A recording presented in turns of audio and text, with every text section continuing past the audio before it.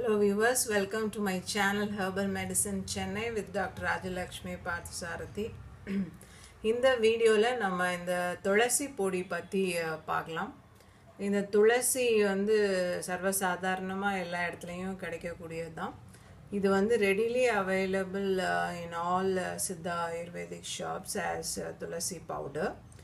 இந்த பவுடர் வந்து ரெண்டு வகையில நம்ம யூஸ் பண்ணலாம். ஒன்று என்னன்னா இந்த பொடியை நல்ல தேனில் மிக்ஸ் பண்ணி சளி இருமல் இருக்கும் பொழுது காலை மாலை 2 வேளை எடுத்துக்கலாம்.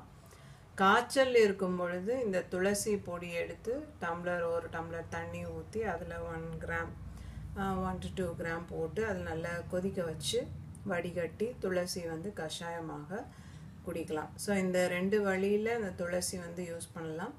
நார்மலாகவே நம்ம வந்து துளசி வந்து கஷாயமாக போட்டு குடித்தா நல்ல டைஜஷன் நல்லா இருக்கும், நல்ல ஹெல்த்தியாக இருக்கலாம். ஸோ நிறைய வகையில் துளசி பொடி மக்களுக்கு உபயோகமாக இருக்கிறது. இதை வந்து மெயினாக காய்ச்சல் சளி இருமல் இருக்கிறவங்க யார் சின்ன குழந்தைங்கள்லேருந்து பெரியவங்க வரைக்கும் யார் வேணாலும் இதை யூஸ் பண்ணலாம். தேங்க்யூ ஸோ மச் ஃபார் வாட்சிங் மை வீடியோ. தேங்க்யூ.